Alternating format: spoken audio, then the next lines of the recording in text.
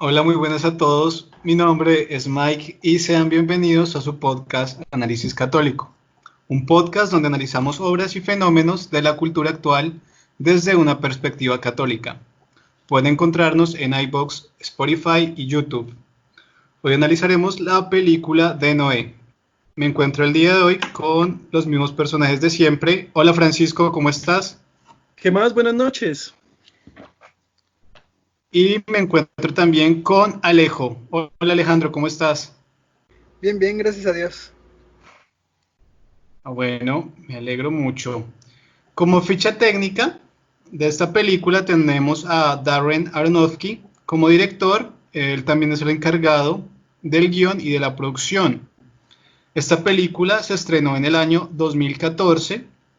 A este director pues también lo conocemos. No sé si se han visto la película El Cisne Negro, Requiem por un Sueño y Pi. El elenco cuenta con el elenco de Russell Crowe, Jennifer Connelly, Douglas Booth, Logan Lerman, Emma Watson, Anthony Hopkins y Ray Winstone. Pues por la general las películas de este director, por las películas que ya hemos visto, algunos, manejan una temática siempre como sobre la decadencia del ser humano, desórdenes mentales y cosas así por el estilo. Esta película del Arca de Noé es una interpretación personal de lo que este director piensa, más no de lo que está basado literalmente en el libro del Génesis, porque pues podemos encontrar varias diferencias, como que, por ejemplo, Noé en la película, los hijos de Noé en la película no tenían esposa, pero en realidad en el libro del Génesis sí cada uno tenía su esposa o su mujer.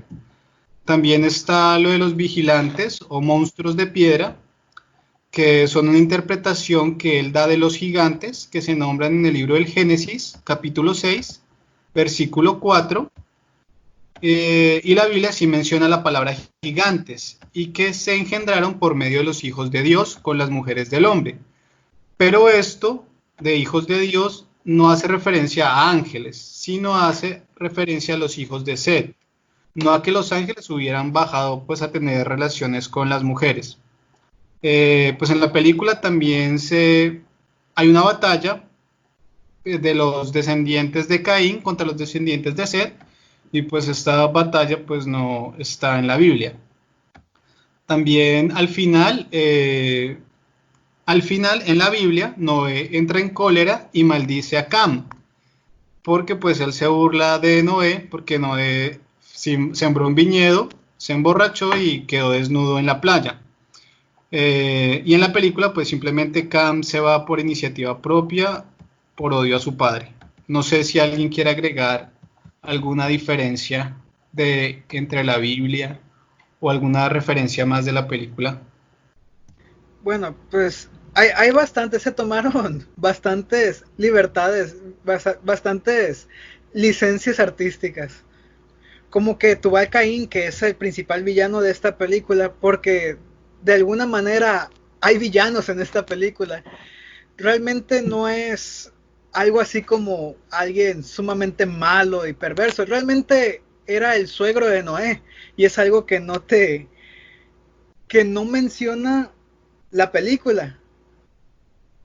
Este está luego Matusalén. Más adelante quisiera hablar de esto un poquito más a detalle, pero está Matusalén protegiendo a estos demonios porque pues, son ángeles caídos. A eso me suena como un demonio de piedra.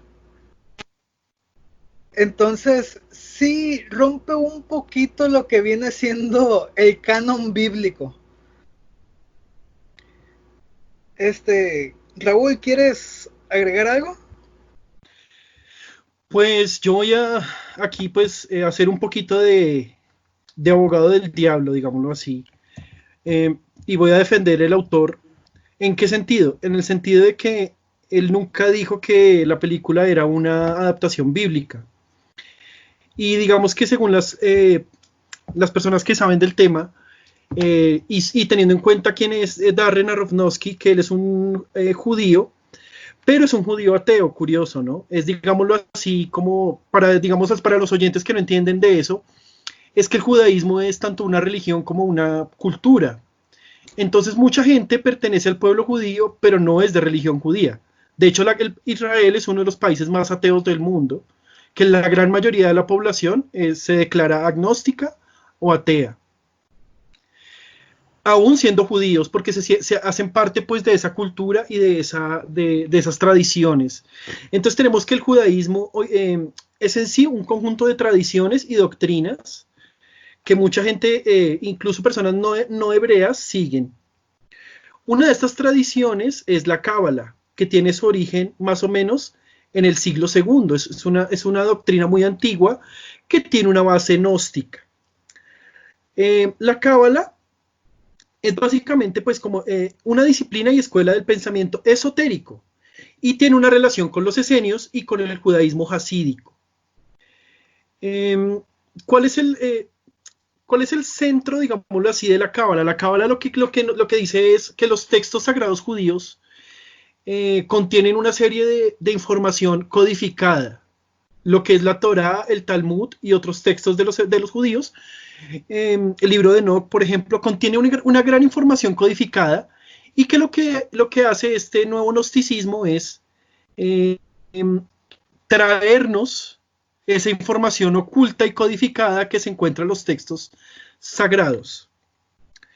También se basa en el esoterismo, el ocultismo, la nueva era, tiene también numerología, y básicamente que pues sí, no es tan fuerte dentro del judaísmo, pero hace parte de, por eso es que el autor Aronofsky la trae a colación. En sí, pues la película es una mezcla de todas estas tradiciones que seguramente el autor conoce por su cultura, por su ascendencia, y seguramente pues él hace parte o es familiar, o es familiar o tiene familiaridad con estas dos doctrinas. Ahora vamos a explicar un poco más qué otras dos cosas hay en la película, que es básicamente el gnosticismo. El gnosticismo es una doctrina religiosa, esotérica y herética que se desarrolló durante los primeros siglos del cristianismo y que prometía a sus seguidores conseguir un conocimiento intuitivo, misterioso de las cosas divinas que les conducirá a la salvación. Digamos, aquí me gustaría hacer un paréntesis porque hoy día hay muchos neognosticismos dentro de nuestro mundo cristiano latinoamericano. Digámoslo así, que acá en Latinoamérica no tenemos, la cábala no es muy amplia porque tampoco hay muchos judíos, pero sí hay un nuevo neognosticismo que es basado en todas estas nuevas pseudoapariciones y pseudorevelaciones de la Virgen, de los ángeles, que vienen supuestamente a traernos la salvación en forma de que un aceite, de un menjurje, de cosas extrañas, ¿no? Eso también es una forma de gnosticismo, porque es todo lo que es conocimientos secretos, ocultos, ¿no? Y que sin esos conocimientos pues no podemos llegar a la salvación. Básicamente pues en eso se funda la cábala, una serie de conocimientos, de gnosticismos. Y aparte hay otra doctrina que también es muy común hoy día y que mucha gente incluso conocida dentro del ámbito, digámoslo así, dentro del ámbito de YouTube o dentro del ámbito de las redes, la sostiene. Por ejemplo, recuerdo ahorita este youtuber famoso que muchos católicos conocen porque él tiene unas posturas en contra del aborto y eso, pero él no es católico, que se llama Emmanuel Danan, no sé si lo han escuchado. Él es deísta. ¿Y qué es el deísmo? El deísmo es una doctrina que afirma que la existencia de un Dios personal y creador del universo existe, pero niega que Dios tenga una relación con el ser humano o que intervenga en la vida del mundo. Básicamente que se veía como la relación de ellos con Dios era como con ese Dios, entre comillas, porque ya vamos a ver que el creador no es Dios en la doctrina de la cábala, porque si ustedes ven la película nunca menciona la palabra Dios como tal, menciona es el creador. El creador. ¿No? Sí, pero en la doctrina, en la cábala el creador no es Dios. Vamos a analizar algunos aspectos de la cábala dentro de la película. Un ejemplo es cuando muestran a Adán y a Eva como luminosos. En la cábala, Adán y Eva, según la doctrina de la Cábala, Adán y Eva no poseían un cuerpo físico, sino que eran como unas entidades luminosas. Y cuando llegan acá a la Tierra, se recubren. Algo así parecido a lo que le pasó a los ángeles que estaban cubiertos de piedra. Asimismo, los seres humanos eran luminosos y al caer acá, como que los se cubrieron de carne. ¿Sí? Dice más o menos así, uno de los textos, dice: Adán y Eva en origen eran seres luminosos y espirituales, pero cuando volvieron acá, sus cuerpos se volvieron oscuros, grasos e indolentes. Antes de ser seducido por la serpiente, Adán y Eva no solo no necesitaban un cuerpo, sino que ni siquiera tenían un cuerpo. Es decir, no eran seres terrenos. Y pues voy a citar el Zohar, que es uno de los textos sagrados de la Cábala. La Cábala tiene varios textos, digámoslo así, guías sagrados, que son esos textos que sustraen, como dijimos, que son esos textos que nos revelan el significado oculto de las escrituras. Dice: cuando Adán, nuestro padre, vivía en el Edén, estaba vestido como todos en el cielo, con vestidos hechos de luz. Cuando fue expulsado del jardín del Edén y obligado a someterse a las necesidades de este mundo, ¿qué sucedió? Dicen las escrituras que Dios hizo para Adán y su esposa túnicas de piel y les vistió. Antes de esto vestían túnicas de luz, de la luz más alta, de la luz que había en el Edén. Entonces digamos que así es. Vemos que esto es contrario a la doctrina católica, porque para nosotros el ser humano es una unidad de cuerpo y espíritu, y fue así incluso antes, porque en la resurrección de Cristo, Él vuelve con un cuerpo glorioso, con un cuerpo libre del pecado original. Nuestro cuerpo ahorita es un cuerpo de una inferior calidad. Entendemos por las características de la resurrección de Jesucristo, que Él no estaba limitado por el espacio. O sea, a pesar de que era un cuerpo físico, pero Él podía estar en un lado y en otro. Incluso comió pescado con los discípulos, pero es un cuerpo que no se enferma, que no se debilita, que está siempre bien. O sea, es otro tipo de cuerpo, pero sí es un cuerpo y es físico. ¿Sí? Entonces ahí se contradice esto. La doctrina, pues, es como contrastar doctrinas, ¿no? No estoy diciendo como, lo estoy diciendo como para hacer un contraste, para que los oyentes, pues, entiendan qué es lo que enseña la iglesia sobre el asunto. Entonces, el universo, ciertamente, de Noé, en el que está ambientada esta película, es completamente gnóstico. Nos muestra un universo con grados superiores e inferiores. Le da al elemento espiritual un grado muy elevado. Allí vive el Dios inefable, de aspecto material. Y nuestro cuerpo es prisionero de una carne material. Esto vale no solo para los hijos de Adán y Eva, sino también para los ángeles caídos, descritos explícitamente como espíritus misioneros en cuerpos, hechos de lava líquida enfriada. Vemos cómo caían los ángeles, y tal cual como dijo Alejandro, que él tenía la sensación de que eran ángeles caídos. Pero para la Cábala, digámoslo así, que el infierno o los demonios y esto, todos van a ser redimidos al final. Entonces digamos que para la Cábala no existe esa condena eterna, y lo cual no es que sea una condena eterna como tal, sino que los ángeles eran espíritus puros y eran intelecto puro. Entonces ellos entendían de que una vez optaran en una decisión contra Dios, esa decisión iba a ser irreversible, ¿sí? Precisamente por ese intelecto puro que ellos tenían, que era una inteligencia grande. Entonces Dios les mostró el plan que Él tenía, y unos quisieron servirlo y otros no. Pero los ángeles en la doctrina cristiana son intelecto puro. Quiere decir que una vez tomaron la decisión, sabían que era una decisión eterna. Por eso la pregunta de que si el demonio se arrepintiera, ¿Dios lo perdonaría? La respuesta es que sí, pero que eso nunca va a pasar, porque el demonio ya no puede arrepentirse, porque él ya tomó su decisión, que es eterna.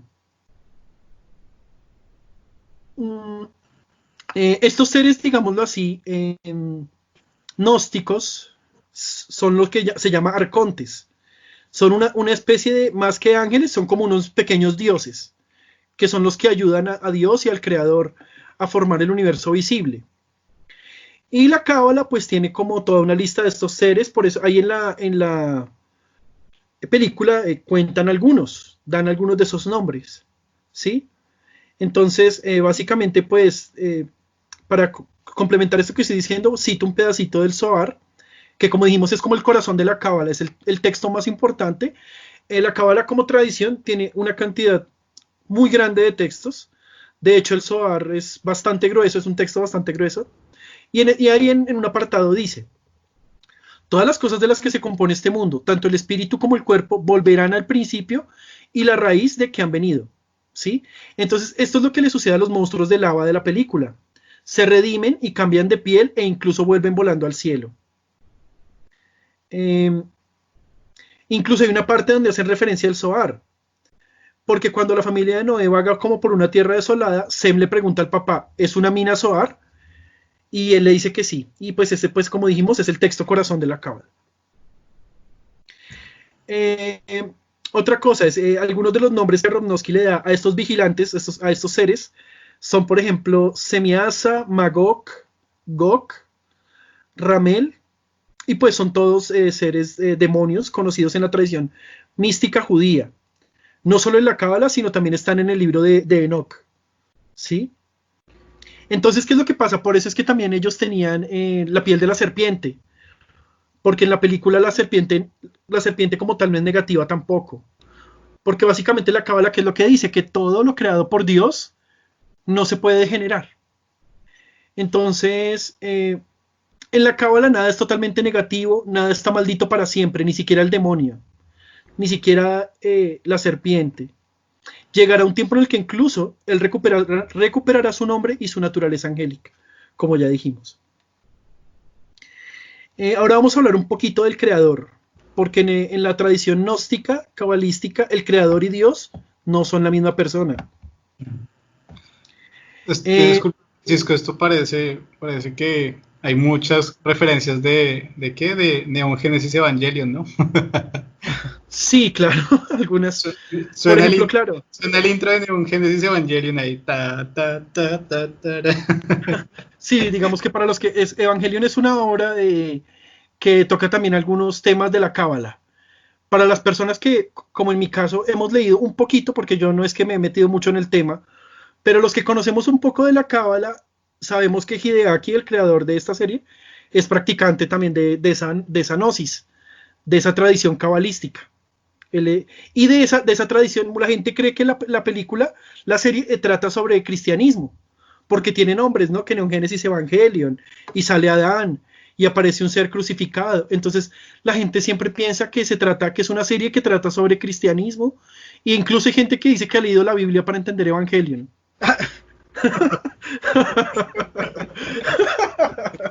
Y al final no lo entienden. Y al final no la entienden.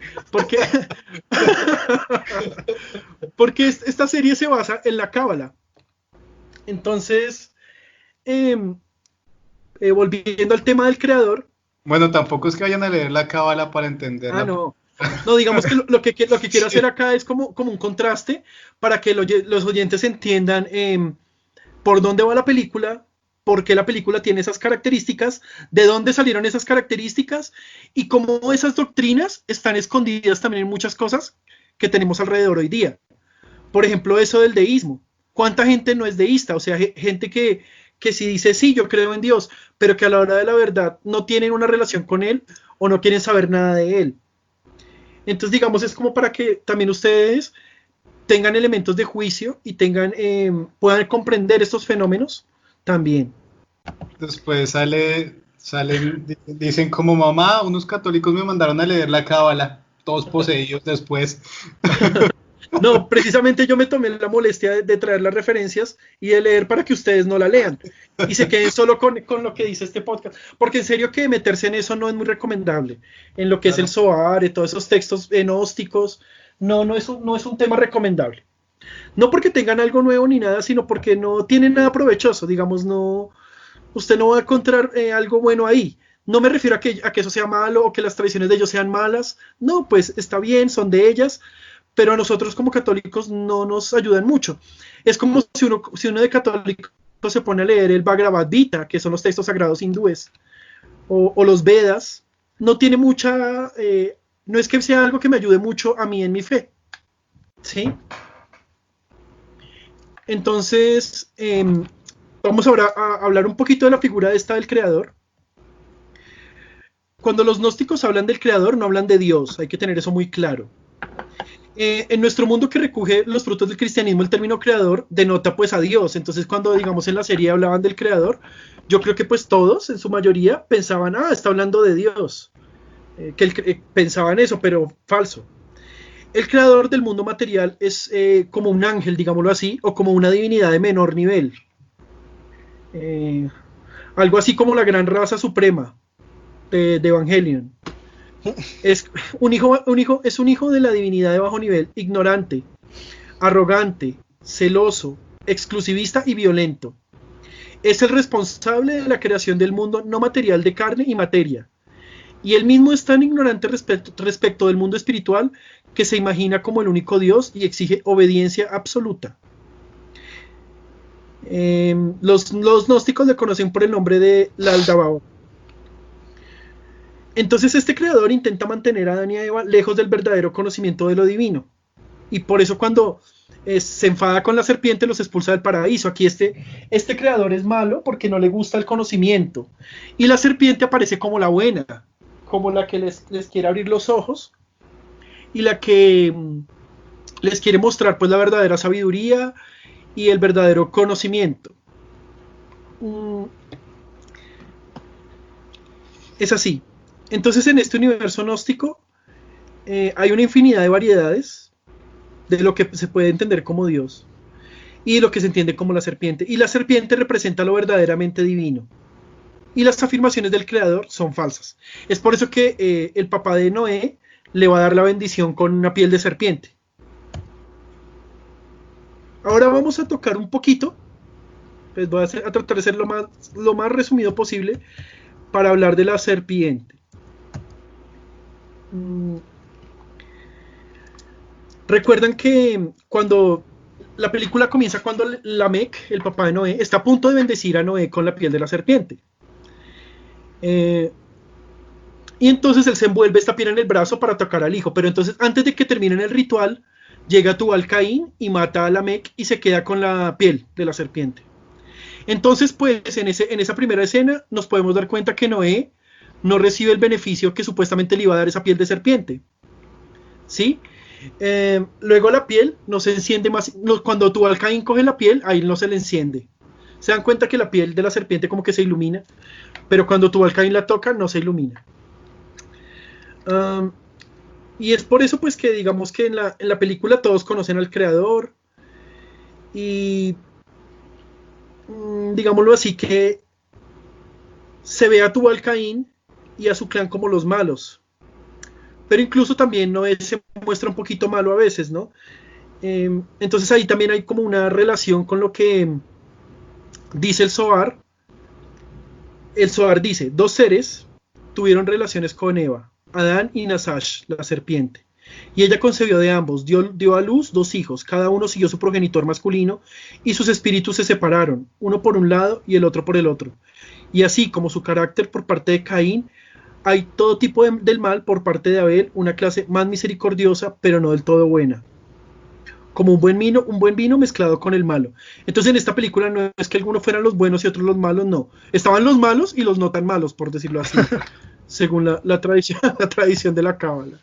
Es por eso también que cuando, no sé si ustedes recuerdan, cuando la escena en la que Noé ve el diluvio, él estaba sumergido y los animales flotando. ¿Sí recuerdan? Quiere decir que la intención del creador no era salvar a Noé. Por eso Noé aparecía también sumergido.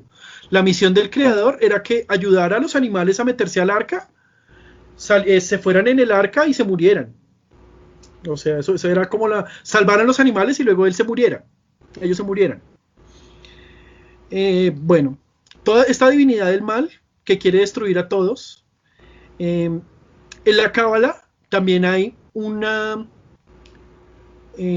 serie de teoría del loop, parecido a lo que hablábamos antes, y en el mundo de la cábala varias veces ha aparecido el mundo y se ha destruido. O sea, en la cábala han habido varios mundos.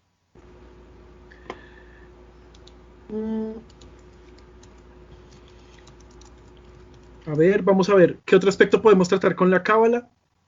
Se ve como eh, eso también lo dice el director, ¿no? Que también porque alguna gente tuvo como le pareció raro que Noé quisiera matar a las nietas, que fuera como tan malo, por decirlo así. Y entonces el director decía en una entrevista que precisamente era eso, que Noé era un falso dios. Él estaba adorando no a Dios, sino a otro falso dios. Eh, es por eso que entre más Noé se va volviendo más fiel a ese dios, se va volviendo más homicida y más malo. Y Noé defrauda al creador. No acaba con todas las vidas como Dios su Dios quería que hiciera. ¿Sí?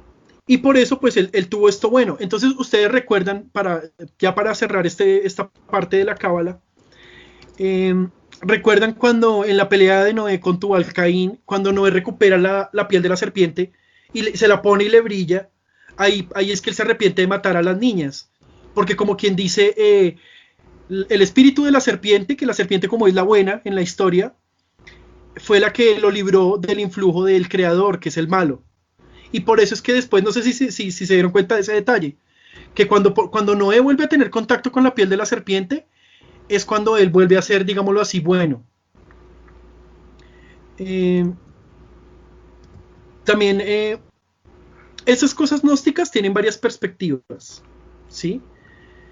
Entonces, pues, es importante que ustedes, si van a ver la película, pues tengan claro que el autor en ningún momento está, pues según mi opinión, pues hay otras opiniones, pero según mi opinión, el autor no está ni tergiversando ni engañando porque él nunca dice que es una película basada en la Biblia, sino que se llama simplemente Noé y él saca esta visión gnóstica y cabalística. Sí, tal cual. Esta película es literalmente, es prácticamente así desde la visión pues que él tiene y de la perspectiva, que como ya le dijo Francisco, es de la cábala, ¿no? Pero también podemos ver cómo el director incita también a esto del ecologismo, al veganismo y también al control de la natalidad. No sé, por ejemplo, este momento del ecologismo cuando el hijo de Noé, creo que es Seth, corta una hoja y que Noé de una vez pues como que se enoja por haber cortado la hoja, por haber cortado la flor. También cuando matan un animal, pues Noé también se hace como que se desesperan por eso y al parecer, según la película, Noé y sus hijos son veganos. También pues podemos ver el control de natalidad cuando Noé quiere asesinar a sus nietas porque pues según estas criaturas, estos bebés quieren o pueden dañar el plan de Dios y dañar el mundo. No sé si quieran tocar el tema del ecologismo, del veganismo o del control de la natalidad. Ok, sí, como que las ideas de Noé, o por lo menos, o las del creador, estaban un poco claras porque en el mundo de la película la gente se mataba a palos, había, vendían sexualmente a las mujeres, entre hombres y mujeres se desgreñaban, todo estaba mal, pero el gran pecado era matar la naturaleza. O sea, según la misma película, estos gigantes de piedra le enseñaron a Caín a hacer pues una industria y empezó una revolución industrial. Y a partir de ese momento empezaron a pues acabarse ciertos recursos y de igual manera de esa forma empezó a caer en suciedad, podríamos llamar la tierra. Y el creador, no contento con esto, pues les manda el diluvio, siendo que pues había pecados más grandes que de hecho bíblicamente estos son los pecados por los que se quiere hacer esta purga. Y empiezan diciendo que pues es mucha gente, que la gente está haciéndole mal a la tierra, y no es muy diferente a una de las teorías que nació allá por 1700, por el año 1700, que es que el mundo se iba a acabar, o que por lo menos iba a ser inhabitable allá por el siglo XIX, porque era demasiado la gente que iba a vivir, diciendo que para ese año iba a haber 112 millones de personas y que pues íbamos a ser demasiados para un mundo tan pequeño y todo se iba a acabar y todos nos íbamos a morir por nuestra propia codicia. Algo así como lo que intenta ir explicando la película. Después de esto van diciendo que pues nadie es digno para ir pues sobreviviendo o para quedar en la tierra. Y en lugar de decir, nosotros somos pecadores y deberíamos arrepentirnos y cambiar y mejorar nuestro sistema de vida y enseñarle a las generaciones venideras, no, matemos a todos. Yo no sé cuál es el sentido que tiene el posmodernismo, que todo lo quieren arreglar con muerte. Entonces, dice, habla con su esposa y dice, no, pues es que nuestro hijo Cam es demasiado adulador, quiere caerle todos a bien, bien a todos, hay que, pues, también que sucumba como nosotros. Yo soy una persona mala, iracunda, pues me voy a morir, y tú dime, ¿matarías por tus hijos? ¿Matarías para protegerlos? Y pues la esposa se queda, pues sí, son mis hijos, pues tú también te mueres conmigo. Y pues todos lo tratan de solucionar así. Ay, O sea, me acordé trata. del podcast del Señor de los Anillos que decías lo mismo de él, de que siempre querían matar a Gollum. Yo Tal no cual. sé si tengo un pacifismo súper extremo, pero sí me doy cuenta que todos lo quieren solucionar así con muerte. Entonces buscan un autocastigo y ya para que se mueran todos. Y entonces dicen, no, pues este niño está pequeño. O sea, hablando de su hijo el menor, va a ser el último hombre en la tierra. Y luego, pues que se muera, en lugar de decir, y que tenga descendencia, y hay que buscar una generación venidera que proteja esta tierra, que le dé forma. No, que se muera. Y si tus hijas, hablando de ya sobre sus nietas, nacen niñas, o no, van a tener que engendrar con este hombre. Como diciendo, pues ni modo, único hombre, es su responsabilidad repoblar, pero no, esto está mal, que se mueran antes de eso. Y es como les quiere aplicar un aborto postnatal, como decía Raúl hace un momento fuera de micrófono, así como dicen en Canadá, un aborto tardío. Entonces, está la idea de que el humano es lo peor que le ha sucedido a la Tierra. El humano es malo, a pesar de que al principio dice la misma película. Y Dios vio que era bueno. Y ya empieza a hablar de cómo es corrompido, curiosamente, por estos ángeles, más allá que ser corrompido por la serpiente, es corrompido por los ángeles, porque quien les enseñó esto de la industrialización y las minas, los cuales todavía no estoy muy seguro cómo es que realmente destruían el mundo a grandes pasos, siendo que apenas eran unas cuantas tribus descendientes de Adán. O sea, son básicamente tataranietos. O sea, no, solo están en un pequeño pedazo del mundo, no es como que el gran suplicio para el planeta. Y muestran al ser humano ya como un ser malo completamente en toda su forma y de una manera completamente irreversible, donde el sentido de justicia, porque así lo marcan él, en el que tiene su familia y el mismo Adán, no es el justo suficiente como para ser salvo, pero es el justo suficiente como para entregarle una misión. Vemos un chorro de referencias bíblicas en esta película, como la escena donde están a punto de matarse Noé y este nuevo Caín, que se me acaba de ir el nombre, pero ahorita lo consigo, Tubal Caín, en el que es básicamente la misma imagen de Caín y Abel, los que podrían decir iniciaron esto. También tenemos el pasaje de Abraham teniendo a un Noé completamente iracundo, a punto de matar a sus nietas para hacer su supuesto plan, el plan de Dios, pero siempre tratando de llevar la muerte hacia la solución de cualquier conflicto que se les pueda dar, y mostrando al humano no como un ser justo capaz de caer y levantarse, sino como un ser sucio que tiene que ser eliminado de la faz de la tierra para que la tierra misma viva, porque no es capaz de protegerla. Sí, tal cual. Yo estoy totalmente de acuerdo contigo. Y en otro podcast hablamos del tema también del ambientalismo y del ecologismo radical.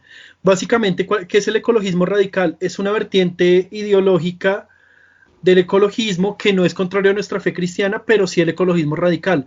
Básicamente que el ecologismo radical que nos presenta una ruptura entre el ser humano y el medio ambiente. ¿Sí? ¿Y de dónde consigue estas raíces de este ecologismo sin humanismo? Básicamente desde mediados del siglo XIX en los Estados Unidos, en el movimiento trascendental liderado por Ralph Waldo Emerson y Henry David Thoreau. Digamos que ellos tuvieron como el primer movimiento ecologista, y daban como una... pues fueron los que primero pusieron sobre la mesa estas nociones de protección de la naturaleza y de los animales en el régimen nacionalsocialista, en el régimen que sirvió como base ideológica después para Hitler, del régimen nazi. Es por eso que para él la vida humana no tenía tanto valor, y él era un gran empedernido animalista y ambientalista. Y digamos que, ¿qué es lo que pasa? Este ecologismo radical generalmente está de la mano con las ideas de la extrema izquierda, en la cual la modernidad antropocéntrica es un desastre total y es contraria a la tendencia de unidimensionalidad del hombre, ¿no? de la uniformidad. El consenso, las pretensiones de universalidad, hace elogio a la diversidad de la singularidad del disenso, de la particularidad de lo local y de lo nacional. Su amor por la naturaleza, ese amor por la naturaleza engendra esa ruptura de la que hablamos, que desencadena un odio visceral contra cualquier forma de cultura humanística. ¿Sí? Esto lo explica un profesor de la Universidad Javeriana de Bogotá, Isaías Tobasura, que lo citamos también en el podcast anterior. Por otro lado, también está el tema del agotamiento de los recursos, que es un tema de la sobrepoblación, de que como hay tanta gente en el mundo, entonces no va a haber cómo alimentarla y va a haber un desastre. Y nace de esa concepción del hombre como solo una boca que alimentar, pero no como una mente que piensa y da ideas. Para quien quiera profundizar ese tema, puede ver en YouTube el video del profesor Miguel Ancho Bastos, de la Universidad de Salamanca, que se llama La farsa del agotamiento de los recursos, más o menos así. En esta explicación, este profesor universitario nos cuenta cómo todos los recursos naturales se pueden sustituir. Doy un ejemplo. Hoy día, por ejemplo, en la mayoría de países latinoamericanos extraemos la energía del carbón, pero hoy día también hay otras formas de extraer energía, como la solar, la eólica, que son pues también eficientes y que también sirven para lo mismo, pero pues no se están usando elementos perecederos. Miguel Ancho Bastos lo que dice es que los recursos naturales se pueden intercambiar. ¿Y quién es el que intercambia estos recursos? Los procesos intelectuales del hombre, ¿sí? Entonces el hombre no es simplemente una boca que alimentar, un ser humano también es unas manos, es una mente, es un corazón, ¿sí? Entonces por eso, como decía la Madre Teresa, no se puede decir que hay muchos niños, porque decir que hay muchos niños es como decir que hay muchas flores. nunca son suficientes. Y entonces hoy día ese pensamiento está de que los niños son malos, está totalmente metido en la mentalidad del hombre, ¿no? Vemos, por ejemplo, las familias católicas hoy día, cada vez que van a tener un bebé, les dicen, pero ¿de dónde lo va a alimentar? ¿Pero qué encarte? ¿Pero ahora qué van a hacer? Y lo digo porque personas cercanas a mi familia, que también son católicos, y que han dado esa apertura a la vida, cada vez que van a tener un hijo, siempre se encuentran en una lluvia de críticas, de persecución, ¿sí? O sea, porque hay como esa mentalidad de ir en contra de la vida, de la familia. Y uno de los primeros que habló de este tema de la sobrepoblación fue Paul Ehrlich, que escribió un libro que se llamaba La bomba poblacional, y en ese tiempo pues la gente se entusiasmó, por decirlo así, con ese texto, y vemos que él hacía predicciones para el año 2000, que ya en el año 2000 se nos iba a acabar todo, ¿no? Y vemos como hoy día incluso no solo se acabó todo, sino que hoy día el alimento es incluso por los avances que ha habido en la biotecnología y en muchas ramas, hoy día es más fácil acceder a los recursos naturales, y hoy día en este momento en el mundo tenemos el porcentaje más bajo de muertes por hambre, porque pues así como han habido más gente, han habido también más ideas. Entonces pues estos pensamientos antinatalistas no tienen una base lógica y fundamental, sino que más bien se basa en pensamientos, digámoslo así, no analizados y que no han tenido un proceso de disenso. Sí, un ejemplo de esto, ahorita mencionaba a Thomas Malthus, que decía que la población para 1800 iba a llegar en 112 millones, y que 77 millones de personas, o sea, la mitad de esta, iban a estar privadas de alimento. Esto era un pronóstico para 1800. Pues sabemos que ya han pasado más de 200 años y que apenas vamos en los 50 millones, y que no solamente tenemos suficientes recursos y que hemos conseguido manera de poder dar recursos, sino que hay países ahorita donde los recursos pues sobran, por decir así, pero la gente está migrando. Entonces ciertos países incluso pagan por tener gente.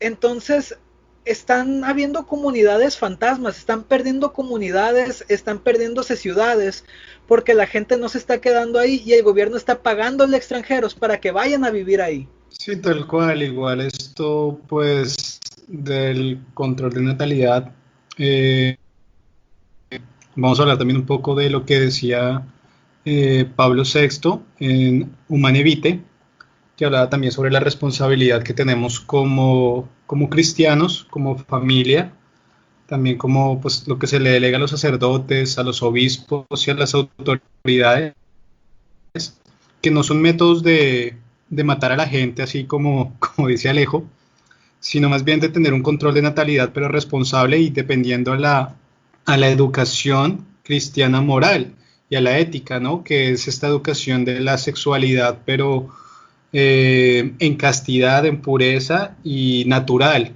O sea, existen métodos de planificación como el método del ritmo, y hay muchos métodos naturales que sirven para esto, porque pues básicamente, como dice Alejo, ya prácticamente es, no, nace un niño, pues matemos.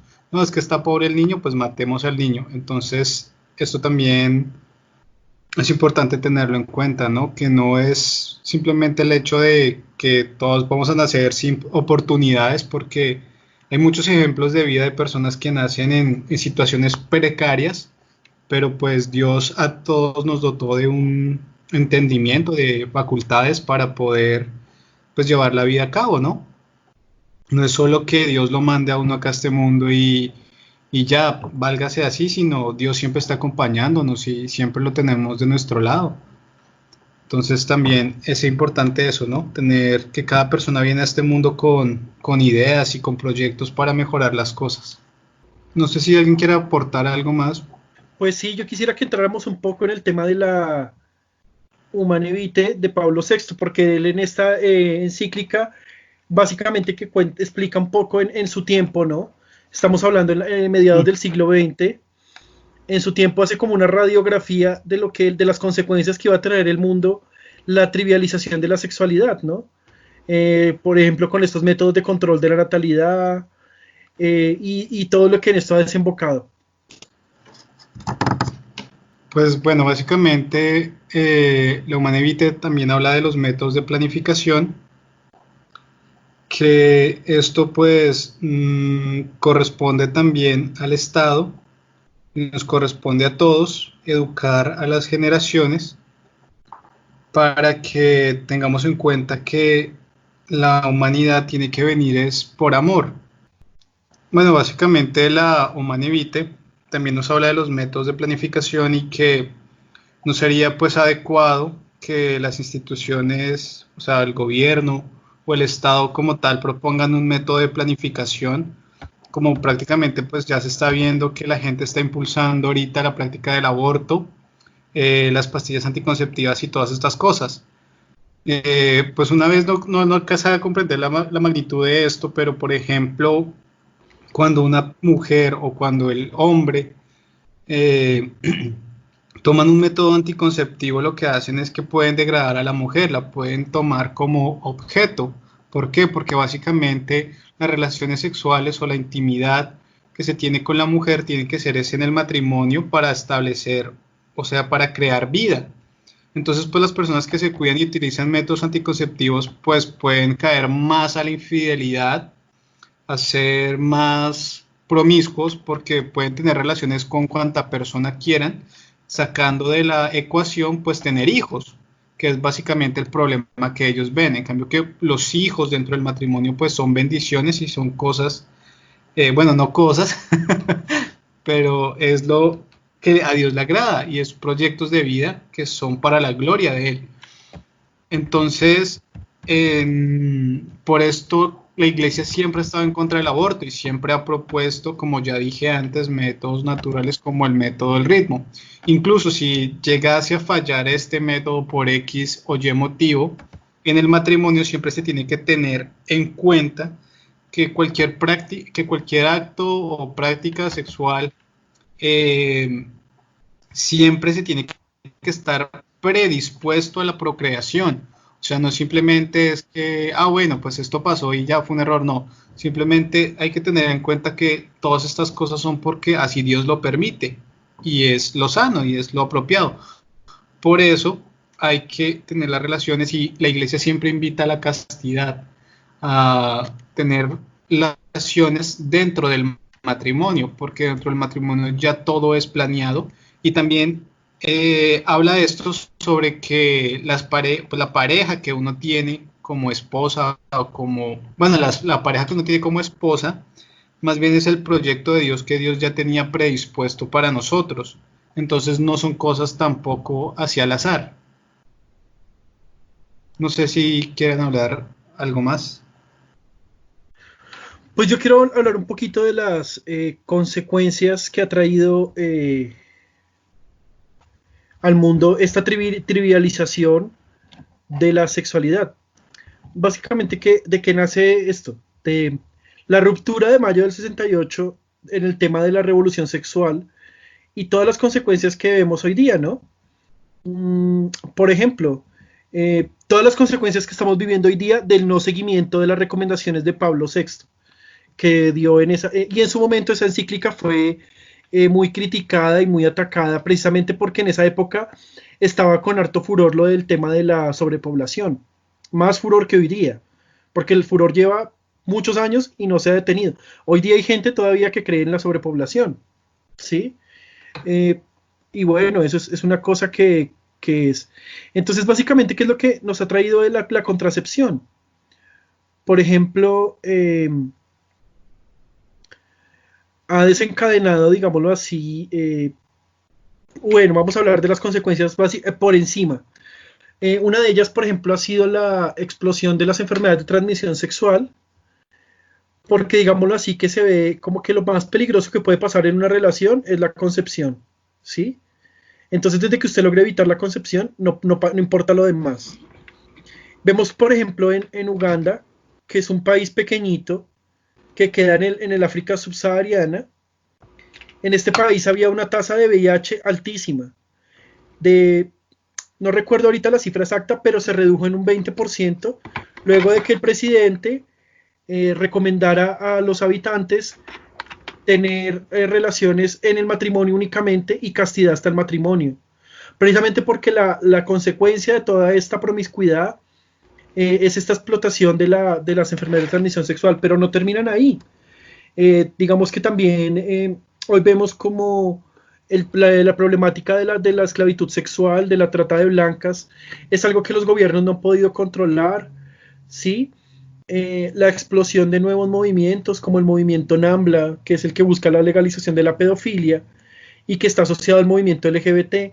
Incluso ellos hoy día dicen que eso es falso, pero los nexos que hay entre los movimientos son inocultables, ¿no?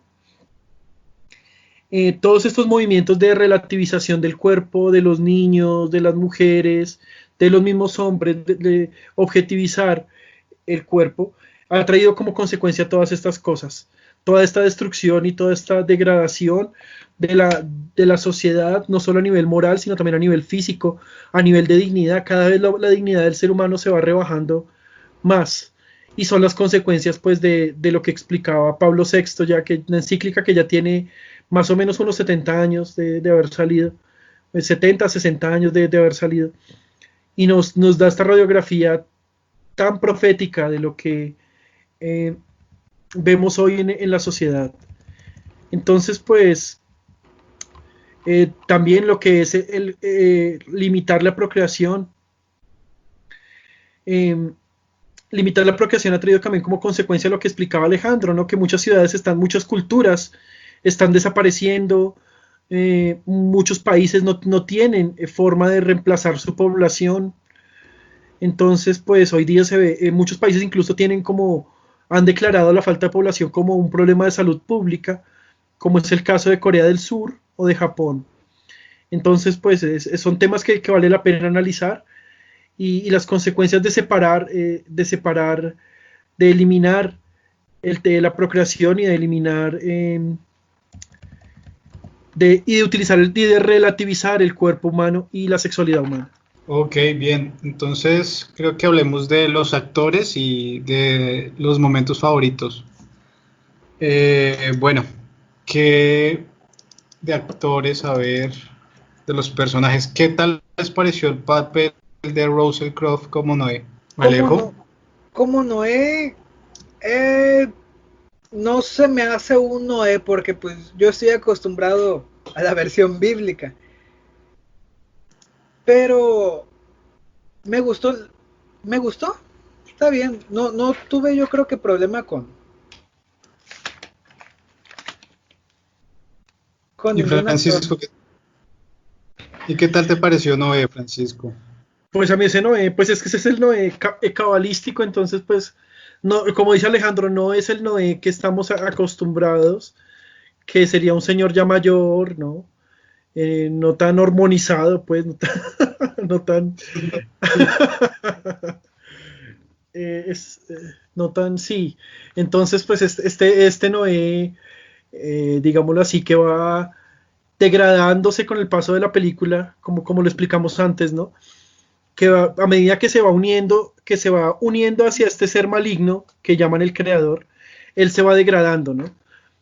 Asimismo en nuestra vida, ¿no? Cuando uno está en el camino del mal, uno se va degradando y el ser humano siempre está avanzando. Los maestros espirituales explican eso, que el ser humano siempre está avanzando o hacia su degradación o hacia su redención. Entonces, pues, dependiendo con qué espíritu esté asociado, ¿no? Entonces, pues también depende de nosotros asociarnos, pensar en con qué nos queremos asociar para entender si queremos degradarnos o elevarnos, ¿no? Bueno, a mí en lo personal sí me gustó la interpretación de Russell Crowe como Noé. La verdad, sí me hizo tener como algún sentimiento como de, bueno, ¿qué pasó? Porque vas a matar a los hijos de Emma Watson, ¿qué pasa? ¿Qué te pasa? Y como estrés me causó ese Noé, la verdad. Y también pues que pues la película lo mostraron como un tipo muy rudo, muy malo, muy determinado, y que quería exterminar con todo el mundo. Pues no es el Noé que sí, como decíamos, es el Noé bíblico que me gusta. Pero bueno, la actuación estuvo muy buena. No sé si quieran hablar, si quieren dar la opinión sobre, bueno, sobre Cam, el hijo de Noé. Bueno, al igual que Noé, no es el Cam bíblico, de hecho, ni siquiera se parece. Este Cam es muy extraño porque al principio es así como que, ah, he sido insultado por mi padre, no me gusta lo que está haciendo, voy a agarrar a su peor enemigo, lo voy a esconder en el arca que con tanto trabajo fabricó, lo voy a llamar para que lo mate. Y ya a la hora de los trancazos, ay no, siempre no, mejor mata a este tipo.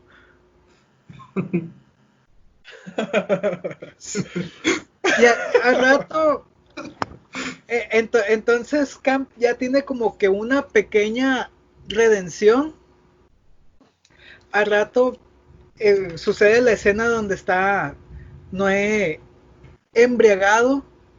Cam nomás lo ve y hace así como que háganse cargo de él. O sea, ya como que se empieza a deslindar de Noé y no quiero saber más de ti hasta que finalmente dicen, no, soy demasiado malo para esta sociedad tan buena, me voy a autoexiliar y morir solo. Ok. ¿Y Entonces, tú qué, qué opinas del Pues, Cam? pues él, como ya hemos dicho, ¿no? Pues obviamente que en la versión original, en la Biblia, pues él ya es una persona adulta que tiene su esposa, ya no. Pero en esta, pues es un adolescente, ¿no? Un muchacho. Y él tiene una preocupación, él dice como, bueno, ¿y qué? ¿Nos vamos a meter en esa arca? ¿Y yo qué voy a hacer? O sea, yo qué de mujer.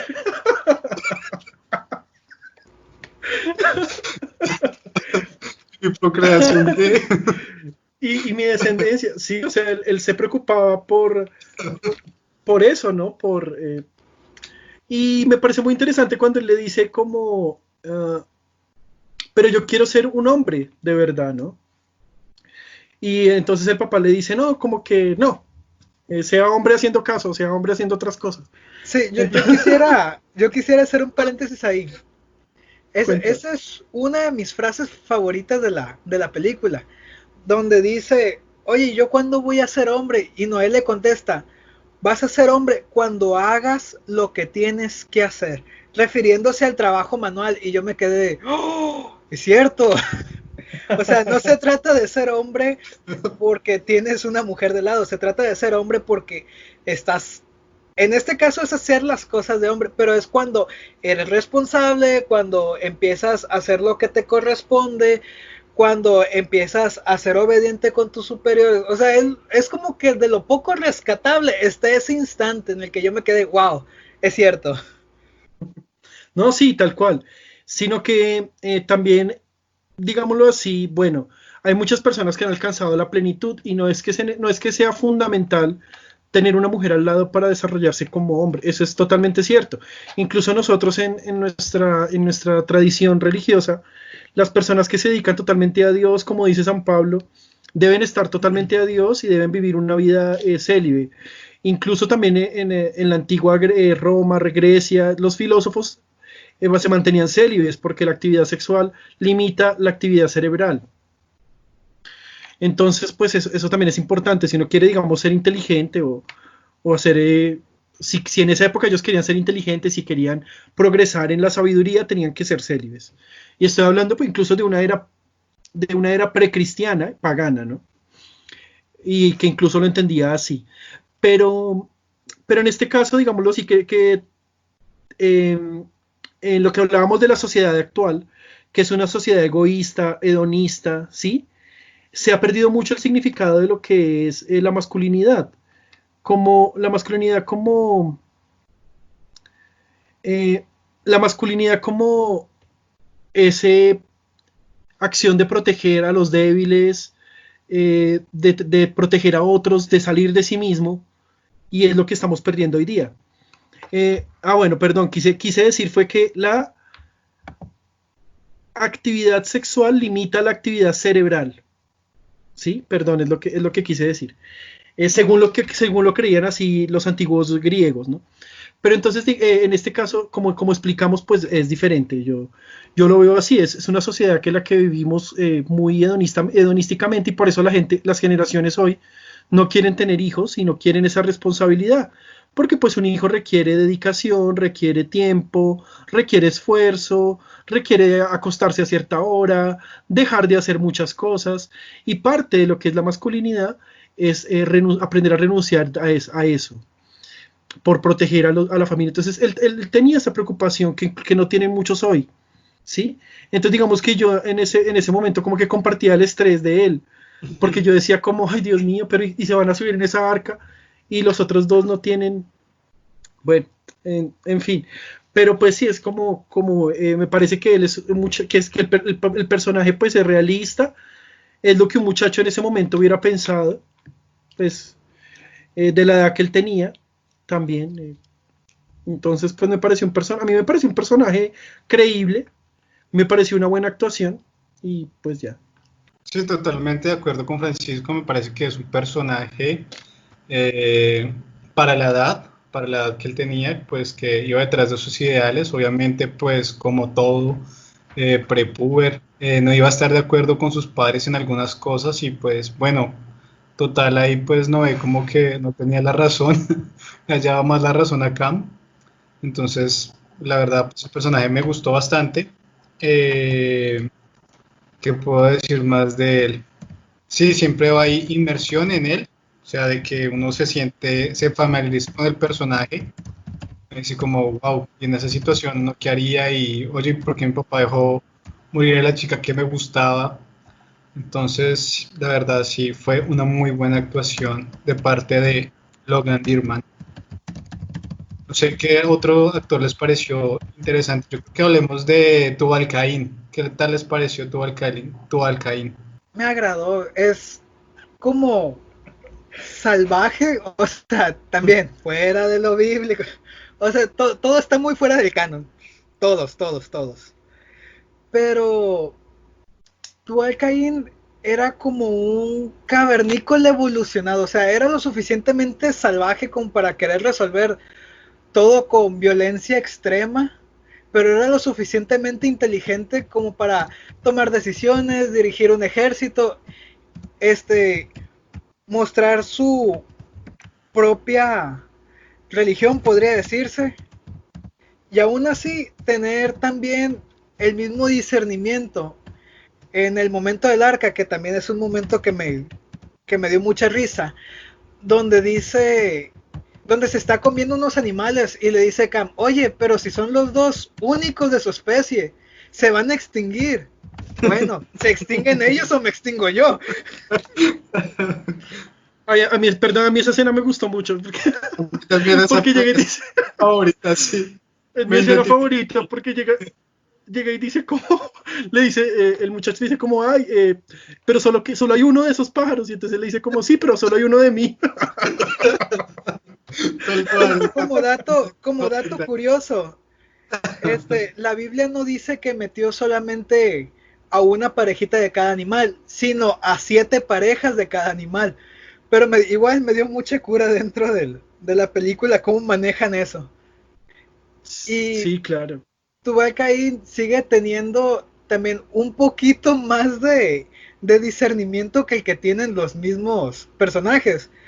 Porque Tubalcain sabe que pues está por arribita de los animales, que no es un simple animal, y que tiene su vida más valor, quizás por mero egocentrismo si ustedes quieren, pero él se da cuenta que su vida tiene un poquito más de valor que el de cualquier animal que esté en el arca, cosa que pues no lo ve Noé ni ninguno de su familia, quizás Cam. Sí, tal cual, yo también me sentí, como dice Alejandro, totalmente identificado con tu Alcaín. No mentiras. No, no tan así, pero sí es la persona que tenía, que era como entre toda la película, era como el que más entendía un poco las cosas. Claro que pues él tiene pues sus defectos, tenía sus defectos, ¿no? De asesino, de traficante, de todo, de esclavista, tenía sus defectos, sus debilidades, ¿no? Pero sí, creo que me pareció un personaje que entendía un poco las cosas de una manera diferente. Pues a mí la verdad sí, fue el actor el personaje que más me gustó de ahí. Aunque pues obviamente la película trataba de mostrarlo así como el villano, pero pues prácticamente era como la parte más humana de la película, el que en parte tenía pues más la razón, por eso mismo de que obviamente el sentido de la vida del ser humano pues está por encima del de los animales y pues como lo decía, solo hay un Tubalcaín y pues de resto hay varios. Entonces sí, también ese fue mi favorito. Bueno, ¿qué opinan de Matusalén? Matusalén, la verdad, fue mi favorito. Suena muy extraño, igual, fuera de canon. Pero la primera escena que tenemos de Matusalén es al mismo vestido con una armadura, samurái primitivo, cargando una espada, protegiendo a los gigantes de piedra. O sea, carne protegiendo piedra de 2 metros. Pero ahí sale con su espada y su armadura armada. Y si lo ponemos un poquito más fuera de contexto, pensamos que el actor Anthony Hopkins es Odín en el universo cinematográfico de Marvel. Entonces, como pues, tan viejo como para ser el padre de todos. Ah, no, espera, sí. También es Benedicto XVI en Los Dos Papas, ¿no? En la película de los... Como que le gusta el personaje con un cierto, ¿cómo decirlo? Con cierta jerarquía mística. Sí, él siempre hace los papeles más pasados, o sea, siempre es el más pro. También en la del rito, hace del sacerdote más pro que quitaba todos los demonios y todo. Entonces, pues, sí, tiene unos papeles bastante over. A mí también me pareció un personaje muy bueno, que al final como que, pues en las últimas apariciones se va en contra de Noé y del creador, y le da a la muchacha, a Hila, le da la posibilidad de procrear, le da su bendición. Y esa parte me gustó mucho porque en realidad le daña todo el plan a Noé, a este Noé que se había vuelto malo, por decirlo así, y le daña también el plan a esa entidad que se llama el creador. Entonces, pues eso, por eso también me gustó harto el personaje. No, también hay algo curioso. Es la única persona en toda la película que es escuchada por el creador.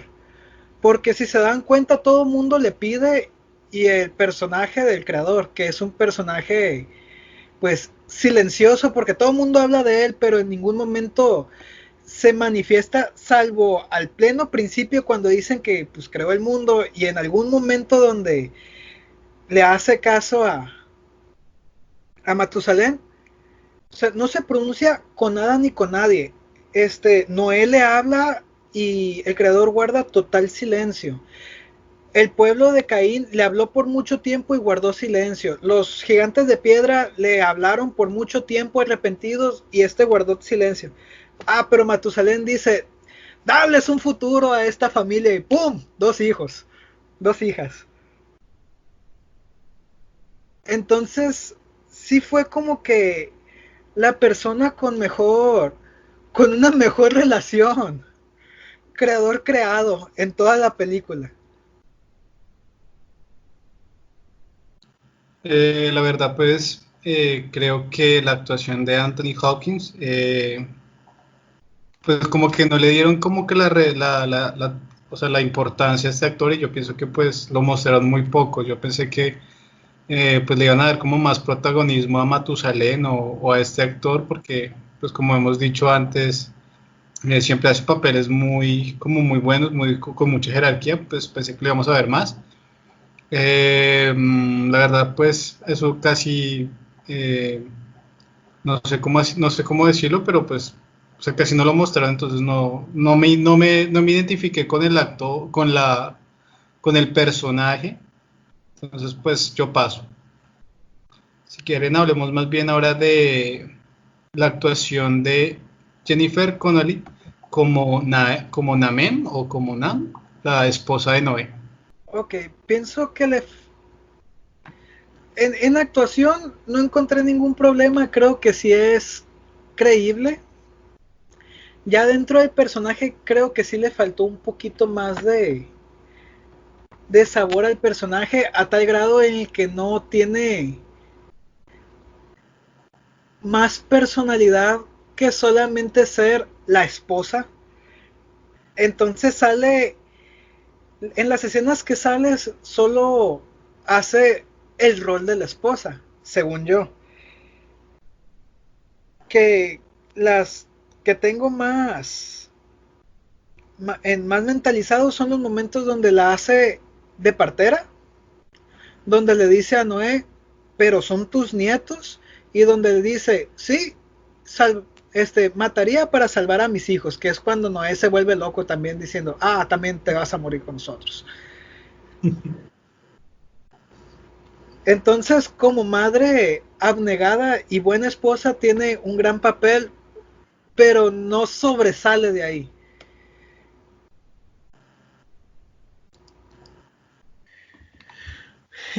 A mí el papel, bueno, digámoslo así, que como que toda la película estaba haciendo mala carosa. Como hay una expresión que tenemos acá, pero no la voy a decir en este podcast.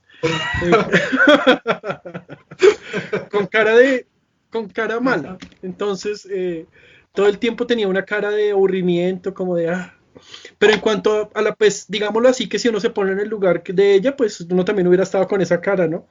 El esposo, ruquista, o sea, ya deschavetándose. Entonces, al borde de un cataclismo. Entonces, pues no, es una situación, en realidad ella estaba en una situación bastante complicada, pero aún así logra salvar la familia y logra convencer a Matusalén y cumple un rol de madre. Entonces, pues, me parece que ahí puedo compararlo un poco con la Virgen María, que finalmente, si no hubiera sido por la intercesión que ella hizo ante Matusalén, no se salvaba la familia, no se salvaba Hila y no hubiera habido futura generación. Entonces, digamos que ese papel intercesor de la madre como que es fuerte, o sea, y no solamente en la Biblia, sino en todo. Es la madre la que siempre intercede por sus hijos. Y asimismo María, Dios quiso que así fuera en el mundo espiritual también, por eso nos dio a la Virgen María. Entonces por ahí la puedo asociar un poco con eso.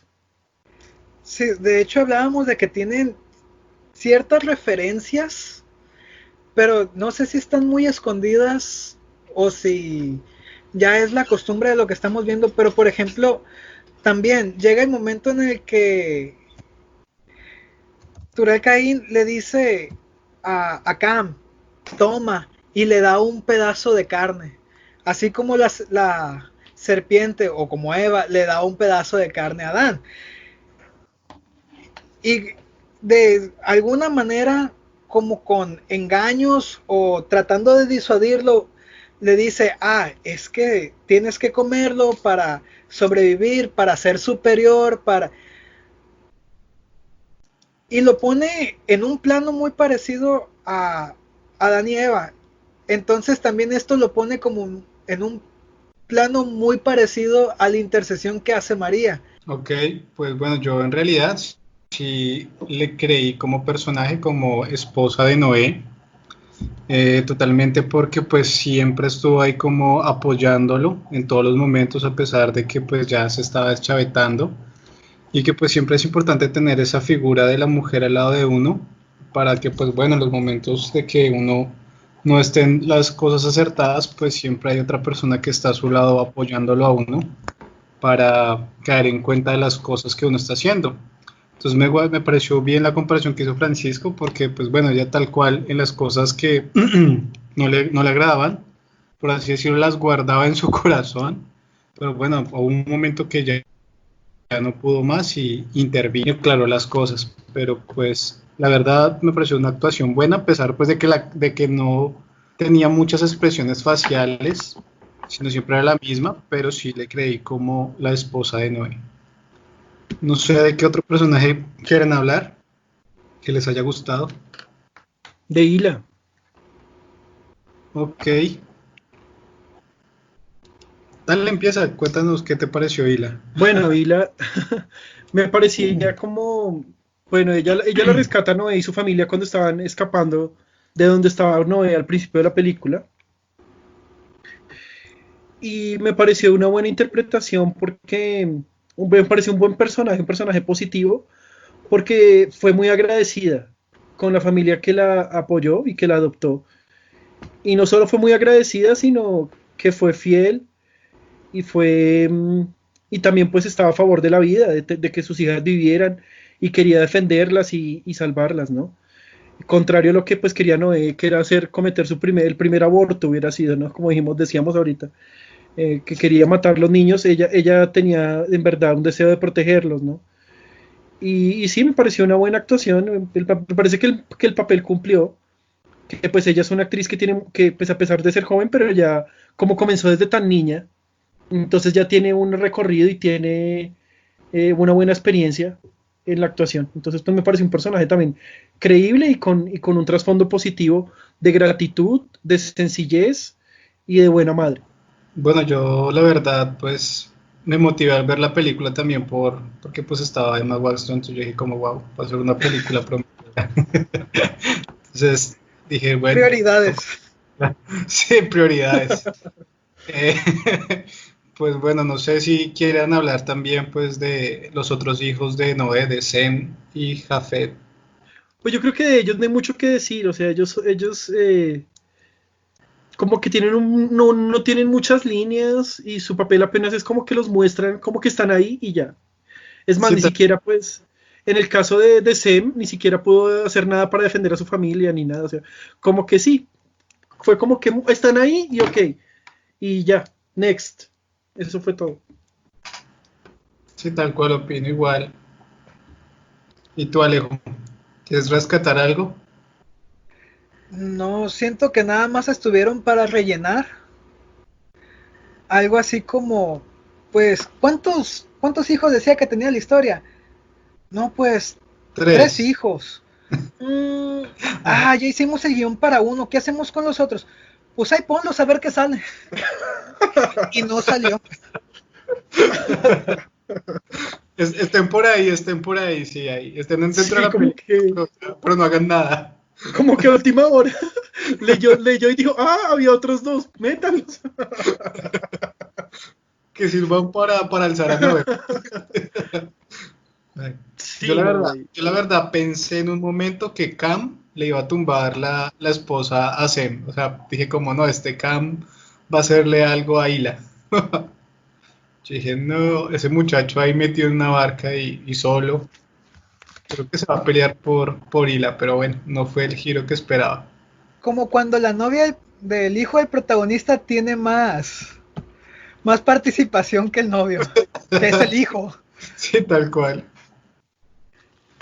Bueno, entonces, ¿alguna qué? ¿Algún momento o algún momento favorito de la película? Aparte, pues, de los momentos Tubalcaín. Está este de Matusalén, Ajá. que les digo que está bien pasado de lanza de un señor de mediana edad con armadura defendiendo a unos golems gigantes de piedra. Ajá.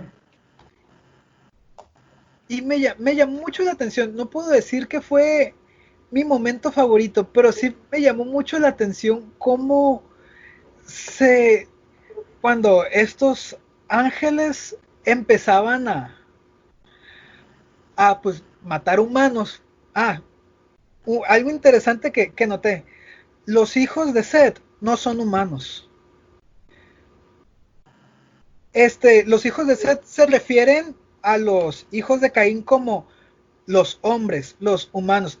Ellos no se refieren a sí mismos como nada, pero se distinguen de los otros como ellos son los humanos. Bueno, desde cómo estos gigantes empezaban a aplastar personas y de repente, de alguna manera, Caín logra derribar a uno, lo mata, se quiebra la piedra o se desarma la piedra, sale al cielo y dice, oh, el creador lo está llamando. No, se murió. No es que lo esté llamando. Luego lo ponen así como se ha redimido. O sea, matar humanos es bueno. Tanto así que cuando dejaron de ayudarlos, dejaron de cuidar la tierra, dejaron de cuidar a los humanos y empiezan a matarlos, se ganan su libertad. O sea, no. Está todo medio raro en ese aspecto. Bueno, para mí mi escena favorita, pues la que tuve como más inmersión dentro de la película fue cuando Noé iba a hacer pues el aborto, cuando la verdad fue de mucho estrés. Yo dije, no, la verdad, como, pues ya soy papá, ya soy padre de familia, pues tuve ese sentimiento como feo de que fueran a agredir como pues a mi hija, que la fueran a agredir. Entonces yo dije como, ay, qué momento tan horrible y bizarro. Pues bueno, y después que hubo como que Noé cayó en cuenta de que lo que estaba haciéndolo pues mal. La verdad, pues ese fue un momento estresante y fue como pues en la escena que más tuve como participación, inmersión dentro de la película. Bueno, no sé qué más si quieran darle la puntuación ya a la película. ¿Qué calificación le pones, Alejo? Yo le pongo un, yo creo que un 75. Es una Ok, película palomera, o sea, está bien si no te das cuenta que es una película del Arca de Noé.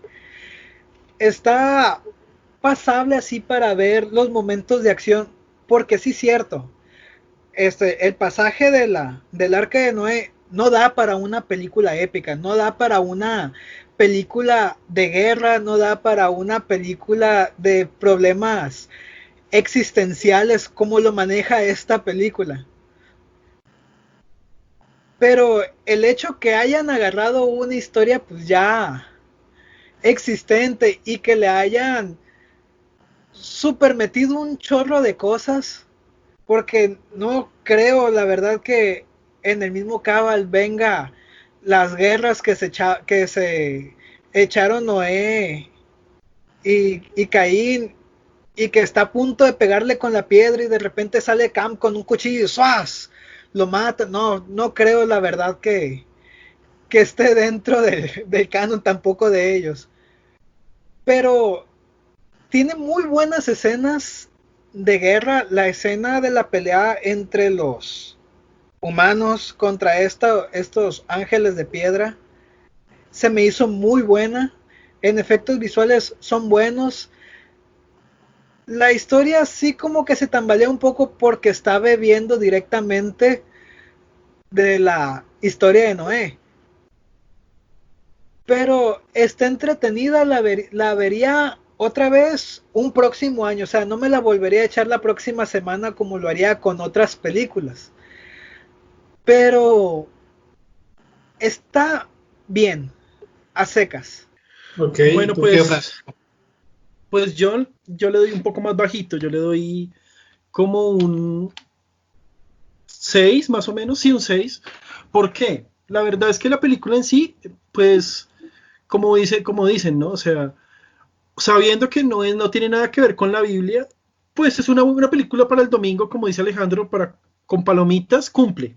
O sea, cumple, es sosa, en algunas partes el desarrollo es lento, pero en sí como aspectos positivos puedo decir que tiene muy buena postproducción, excelentes efectos, muy buenos actores, pero recordar también, no solamente en mi caso, sino mucha gente experta y que sabe, muchos críticos de cine de la época eh, fueron duros con esta película y incluso en IMDb la calificación es de 5, entonces eh, creo que pues, hay otras opciones mejores para ver, o sea, por eso no creo que sea tampoco una gran película en sí, pero pues cumple para película de domingo. Bueno, mi calificación sería un 7.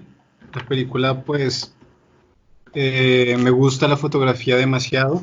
Hay escenas y momentos de la película que, pues uno puede apreciar. Es una película que pues puedes ver en familia. Si puedes estar ahí pues en la sala, no va a haber ningún problema, no, pues no van a haber escenas muy comprometedoras si pasan tus papás y estás viendo la película. Eh, Perdón, me ha pues pasado. sí, le pongo un 7. Sí, es que pasa, precisamente. Uno está viendo alguna película y pasa la escena fuerte y los papás ahí mirando usted qué está viendo. Y uno no, nada, no ve, no No es lo es mi que película piensas. favorita. Sí, no es lo que Sí, piensas. Y sí, sí, sí, bueno, sí. pues no siendo más. Entonces, bueno, muchas gracias por oírnos y ya para terminar les recordamos que pueden encontrar este podcast en iBox, en YouTube, Spotify y cualquier inquietud, opinión pueden dejarlo en la caja de los comentarios y no siendo nada más, les deseamos bendiciones, un saludo y hasta la próxima.